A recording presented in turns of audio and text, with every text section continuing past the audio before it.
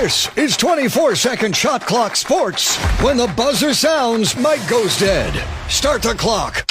China won't allow people to attend the Winter Olympics. It joins a list of other things Chinese citizens aren't allowed to do, like read, think, or be alive.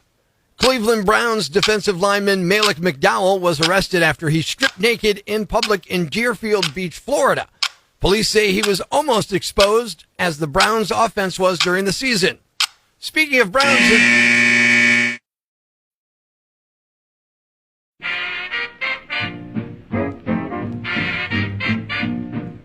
Texting and drinking is never a good idea.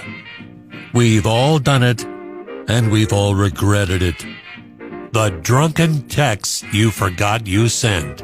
Prospectors collected them in NEPA on Rock 107.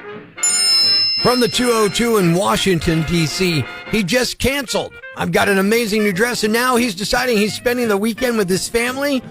In other news, there's some rando in an expensive hotel bar who's going to get very lucky because I love the way this dress makes my breasts look.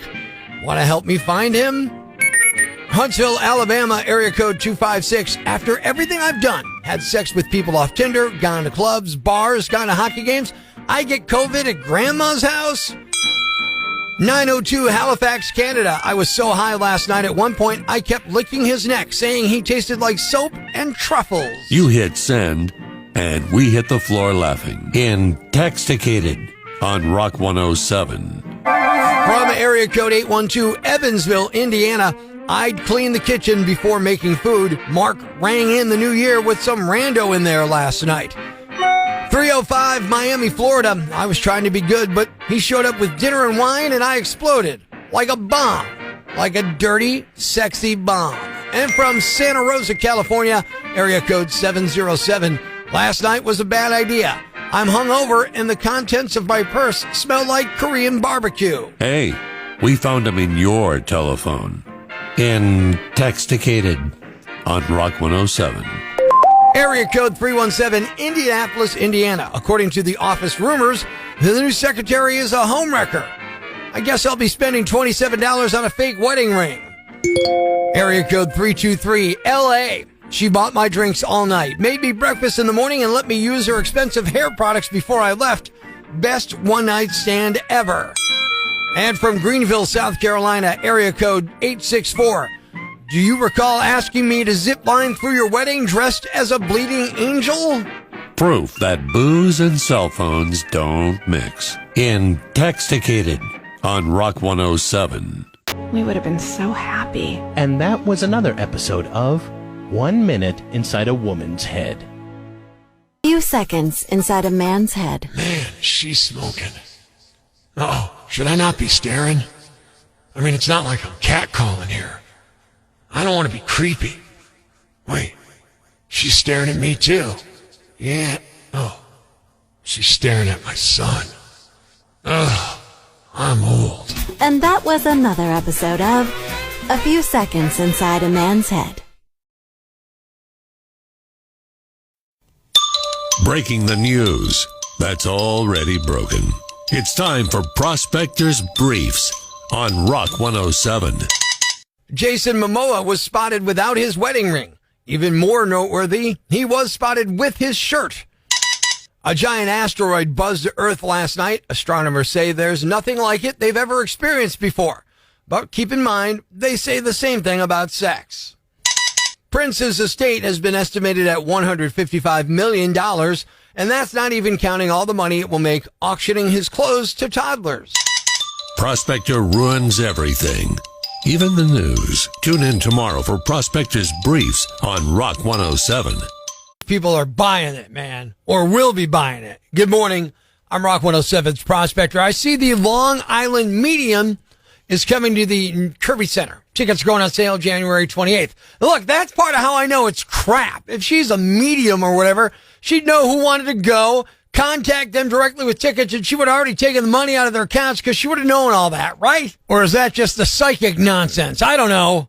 Sorry, I can't buy into this medium nonsense. Oh, they have a sense. They can see things we can't. The only thing they can see is suckers a mile away. And it hurts me that someone's going to waste money on this. I mean, if it's entertainment to you and you're going for that, that's fine, I guess. I'm not going to tell you how you can spend your money. But if you buy into this nonsense, I'm feeling for you.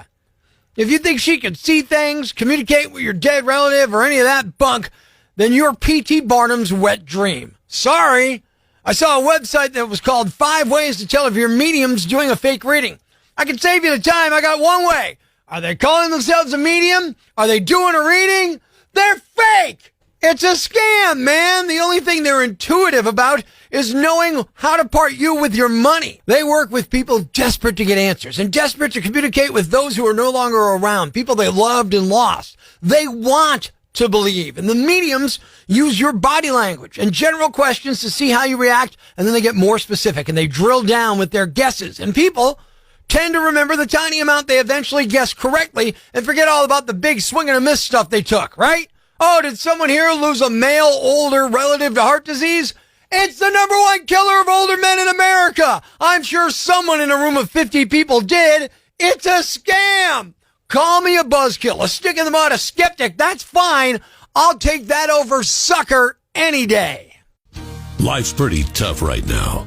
There's plenty of bad news, but it's not all bad.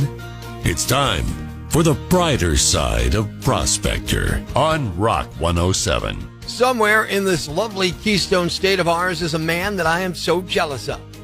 A guy in Pennsylvania just hit the lottery for $1 million, and it's the 4th time he's won. 4th!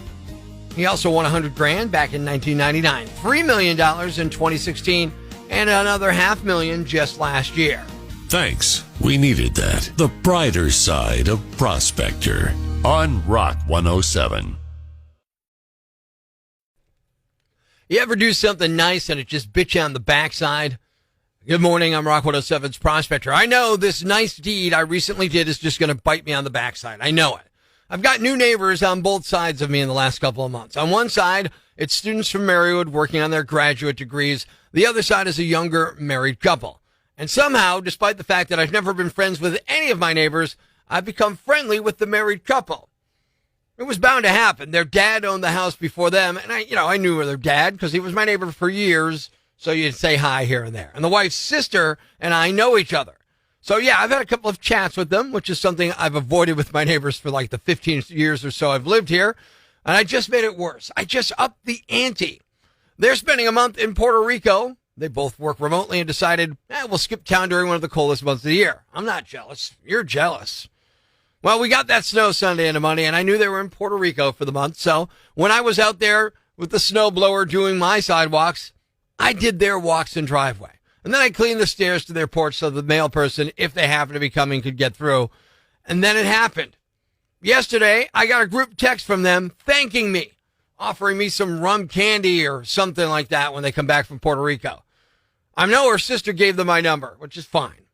But I know they are going to want to be neighborly now. I made it worse. Look, they're nice folks, but my social anxiety problems prohibit me from gaining new friends. I just can't do it, right? Now, I know they're going to come back and they're going to be like, hey, thank you so much. Let me buy you this or come on over for dinner. I can't deal with that, right?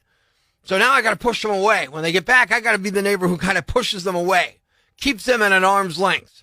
So I'm thinking maybe I could have like a winter barbecue and offer them like possum on a stick. You want some possum? Or get wind chimes that play friends in low places over and over and over. You know, stuff to scare them off. Start a meth lab. Constantly go to get my mail in the nude. Something. I got to do something. Otherwise, I'm going to have new friends.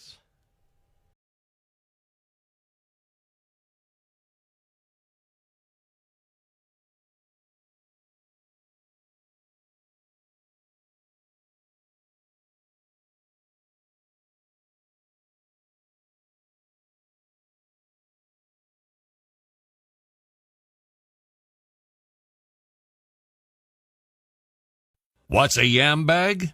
A fool, an idiot, a blockhead, a dunce, or an ignoramus. You know, a dullard, simpleton, or a clot, nitwit, dipstick, pea-brain, mouth breather, or cretin. It's now time to announce the winner of Prospector's Yambag of the Day as decided by you at rock107.com. Here are the nominees.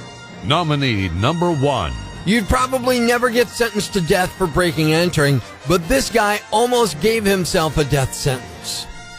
A man and a woman near Boston were caught stealing stuff from someone's house on Saturday afternoon and packing it all into a U-Haul. We don't know the woman's name, but the guy is 30-year-old Joseph Collar.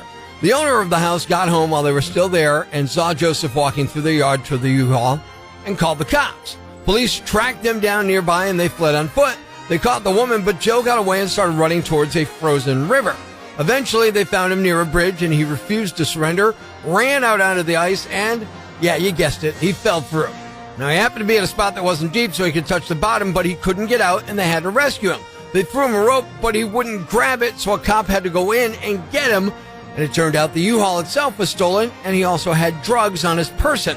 He's facing charges for breaking and entering, drug possession, and resisting arrest. Nominee number 2. All I can say is this lady is lucky. Canadians are so nice. On Sunday, a young woman near Ottawa decided it would be a good idea to drive her car down a frozen river. Her car eventually hit a thin spot in the ice and broke through, so it was sinking in freezing water, and random people had to save her using a kayak. One guy who helped her said you could see her start gathering her stuff into a bag while her car was sinking. Meanwhile, everyone on shore is just yelling at her to get out. She eventually did make her way out of the roof. Then, while they were trying to get to her, she just stood on top of the car and started taking selfies. Luckily, they were able to push a kayak out to her in time, pulled her back in, and everyone's okay. The guy who helped said she was smiling when she got to shore, saying it was really fun and she'd totally do it again. She's facing charges for dangerous operation of a motor vehicle and could lose her license. It's not clear if they plan to tack on other charges as well. And the winner is... Oh, it was a close one. The woman who drove on a frozen river and took selfies on top of her sinking car. You are the Yambag of the day, and we'll move on to Friday's Yambag of the Week competition. Stay tuned for more nominees for Prospector's Yambag of the Day, weekday mornings on Rock 107. Thanks for listening to Prospector's Prime Cuts podcast.